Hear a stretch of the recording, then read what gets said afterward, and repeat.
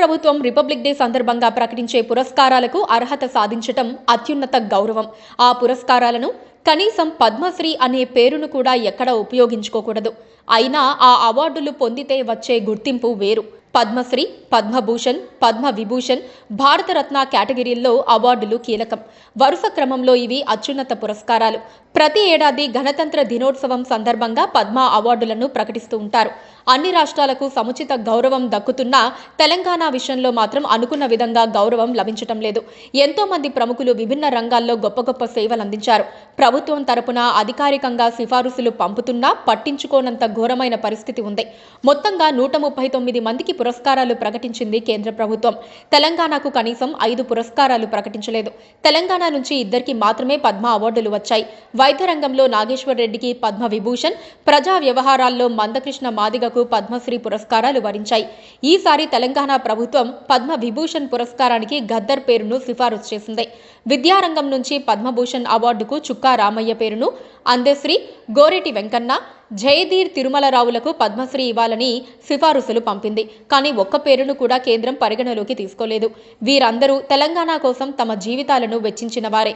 అందుకే తెలంగాణకు పద్మ పురస్కారాల్లో ముమ్మాటికి అన్యాయమే జరిగిందన్నారు సీఎం. తెలంగాణ సమాజానికి వివిధ రంగాల్లో విశిష్ట సేవలందించిన గద్దర్, చుక్కా రామయ్య, అందశ్రీ, గోరెటి వెంకన్నలను గుర్తించకపోవటం దారుణమన్నారు. తెలంగాణ ప్రజల ఆత్మ గౌరవానికి భంగం కలిగించటమేనని అసంతృప్తి వ్యక్తం చేశారు. పద్మ అవార్డుల ఎంపిక అనేది ఓ ప్రహసనంగా మారుతోంది. రాజకీయ సిఫారసుల ఆధారంగానే ఎక్కువగా ఇస్తున్నారు. కొద్ది రోజుల కిందట సీనియర్ నటుడు నరేష్ తన తల్లికి ఎందుకు పద్మశ్రీ ఇవ్వరని అసంతృప్తి వ్యక్తం చేశారు. నరేష్ తల్లి విజయ నిర్మల దిగ్గజ మహిళా దర్శకుల్లో ఒకరు. ఆమె 48 సినిమాలకు దర్శకత్వం వహించారు. ఆ స్థాయిలో దర్శకత్వం వహించిన మరో మహిళా దర్శకురాలు లేరు. మామూలుగా ప్రతిభను గుర్తించటం లేదని ఆయన లాబియింగ్ కూడా చేశారు. ఢిల్లీకి వెళ్లి ప్రయత్నాలు చేశానని, అలాగే కేసీఆర్ ద్వారా కూడా ప్రయత్నాలు చేశానని అయినా రాలేదంటున్నారు.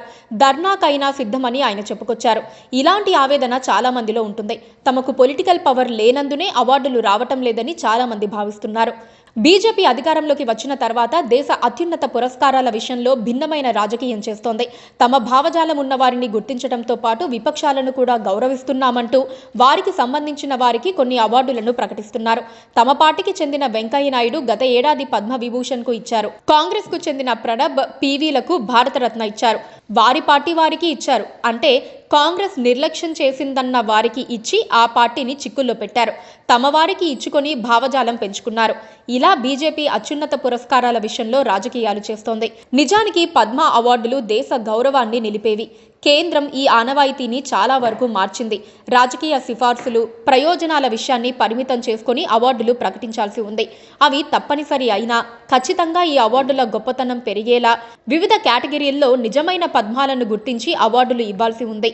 ఇక లాబీయింగ్ చేసుకుని తెచ్చుకునే అవార్డు కన్నా కనీసం దరఖాస్తు చేసుకోకుండా సేవలు, ప్రతిభను గుర్తించి కేంద్రం ఇచ్చే అవార్డుకు ఎంతో విలువ ఉంటుంది.